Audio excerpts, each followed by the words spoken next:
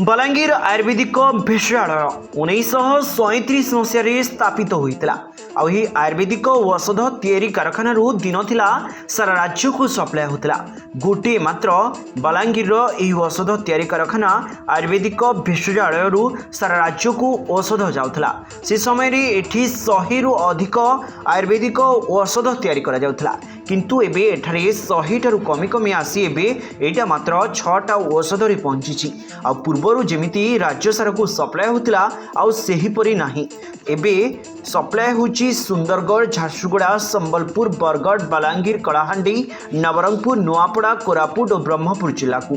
कहबाकू गले ए भेषजालय एबे नाही नाही रे चालुछि, जहा खोत एठिकार सुप्रिटेंडेंट स्वीकार करिसेंती। दिन थिला ए भेषजालय उपरे राज्य सारा लोक निर्भर करुथिले, हेले एबे ए भेषजालयर अवस्था सांघातिक। जो माने आयुर्वेदिक को विश्वास और भरोसा करी ए भेषजालयरू 100 प्रकारर औषध पाई आसुतले, से माने एबे मात्र 6टी औषध पाउछंती। निहाती भाबरे एमानक मनरे प्रश्नवाची सृष्टि होतबा बेले एबे ए औषध हठात कमी जिबा, सप्लाय भी कमी जिबा, यार मुख्य कारण हेउछि एठिकार लोकबळ तथा लोक संख्या और पांठी धीरे धीरे पूरा कमी जिबा, जहा सुप्रिटेंडेंट स्वीकार करबा सह सरकार ए दिगरे दृष्टि देबा सह पूर्व भଳି ए भेषजालय को चालू करबा पई दाबी करछंती। मो superintendent government Ayurvedic pharmacy doctor कृपा सिंधु भोई। मेडिसिन तैयारी होता और राज्य सारा सप्लाय होता, किंतु ये किसी कारणवशतः बंद हो जाए। 100 6टी औषध तैयारी करा जाउछि। कौन रही मुख्य कारण? मेन कथा है देखो, टोटाली आमर बलांगीर फार्मेसी रे मेडिसिन तैयारी होकर सप्लाय होता ओडिशा को। तापरे डिवाइड हो गला कौन, पूरी आमर भुवनेश्वर रे गोटे फार्मेसी खोलला, तापरे आमर मिनी फार्मेसी गोटे अच्छे पूरी कॉलेज रे।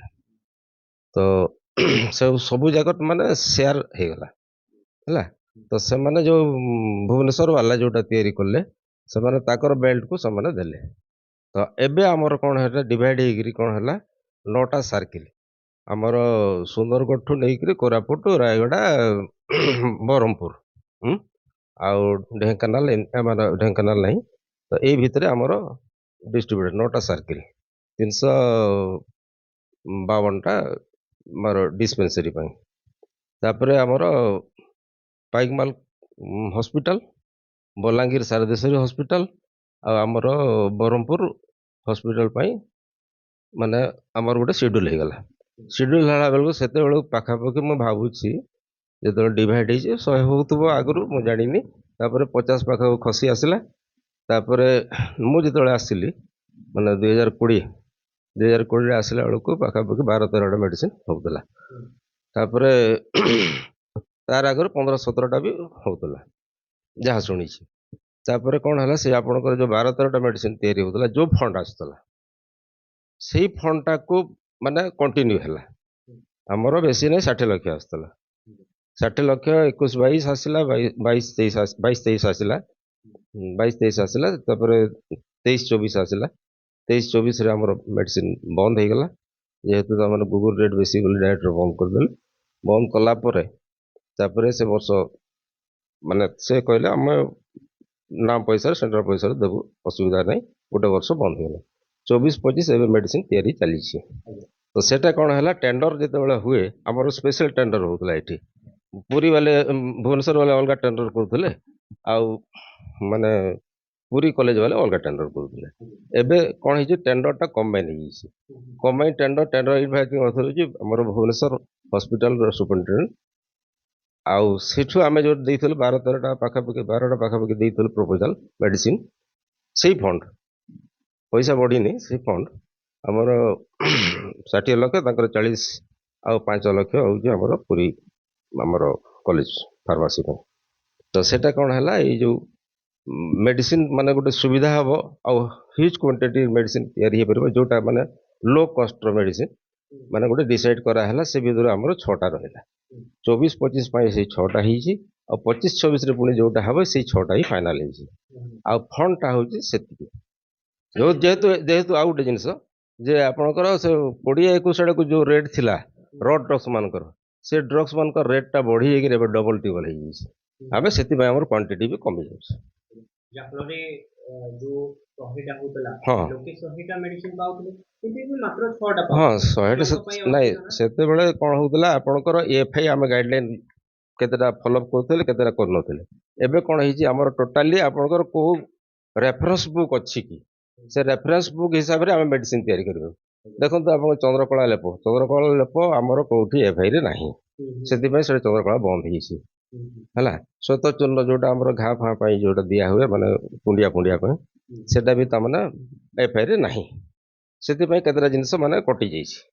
ଆମର ଟୋଟାଲି ଲାଇସେନ୍ସ ତ ଅଛି ପାଖାପାଖି 54ଟା ପାଖାପାଖି ବୋଧେ ଅଛି ଆମର ଲାଇସେନ୍ସ ଆମର ଫାର୍ମାସି ପାଇଁ। କିନ୍ତୁ ସେ ଭିତରୁ ଆମର ଯୋଉ ମୁଁ ବି ଏଇଟା କହିଥିଲି ଯେ ଆମର ପଶ୍ଚିମ ବେଲ୍ଟର ଯୋଉଟା ରିକ୍ୱାରମେଣ୍ଟ ଅଛି ମେନଲି ମ୍ୟାଲେରିଆ ପାଇଁ ମେଡିସିନ ସୁଦର୍ଶନ ଘନବଟି ଅମୃତାରିଷ୍ଟ ତିଆରି ହଉଥିଲା ଆଗରୁ।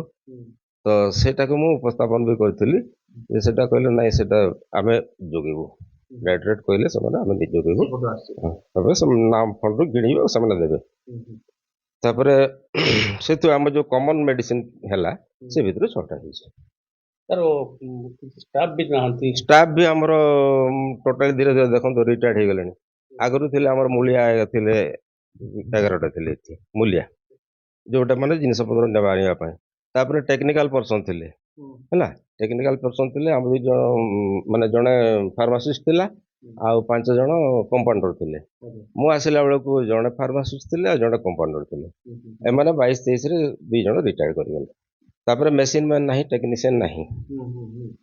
ଏବେ ଅଛନ୍ତି ଗ୍ରୁପ ଡିରେ 2 ଜଣ, ଗୋଟେ ଆଟେଣ୍ଡାଣ୍ଟ ଗୋଟେ ହେଲ୍ପର ପିଅନ ଆଉ 2 ଜଣ ଡାକ୍ତର ଏଇଠି ଆଉ ମୁଁ ଜଣେ ଏତିକି। ଆଉ ଗୋଟେ ଆମର କ୍ଲାରିକାଲ ଷ୍ଟାଫ ଯୋଉଟା ଦେଇଛନ୍ତି ହେଡ୍ କ୍ଲର୍କ ଏବେ ରିଟାୟାର୍ଡ କଲେ ଗତ ବର୍ଷ। ଆଉ ମାନେ ସିନିୟର କ୍ଲର୍କ ଯୋଉଟା ଅଛି 2012ରୁ ଡିପ୍ଲେଡ ହେଇକି ଏଇଠୁ ଆମର ଦରମା ପାଉଛି କିନ୍ତୁ ଏଇଠି କାମ କରୁନି। ମୋତେ ଡାଇରେକ୍ଟରକୁ ଲେଖିକି ବୁଝେଇଲି କାହିଁକି ନା ଆମର ମିନିଷ୍ଟର ଷ୍ଟାଫ ବି ନାହିଁ।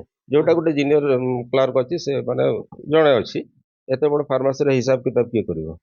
ତ ସେଇଟା ଗୋଟେ ମେନ୍ ସମସ୍ୟା। ଆମର ମେନ୍ ପାୱାର ବି ସମସ୍ୟା ଅଛି। ଏବେ ଯୋଉ ମେଡିସିନ ତିଆରି ହଉଛି ସେଟା କ'ଣ ହେଇଛି ଆମର ଯୋଉ ଇଏରୁ ମାନେ ସେଇ ତାଙ୍କର ମେଡିସିନ କଣ୍ଟିଜେଣ୍ଟ ଭିତରୁ ସେଇ ଭିତରୁ ପଇସା ଇଏ କରିକିରି ତାଙ୍କୁ ପେମେଣ୍ଟ ଦିଆହଉଛି ଏଇ ହିସାବରେ ନାହିଁ ରେ ଚାଲିଛି। ଆମେ କହିପାରିବା ଯେ ମେନ୍ ପାୱାର ଆଉ ଫଣ୍ଡ ପାଇଁ ଏଇ ସବୁ ମେଡିସିନ ବି ଧୀରେ ଧୀରେ ବନ୍ଦ ହେଇଯାଉଛି, କମି ଯାଉଛି। କମି ଯାଉଛି। ହଁ।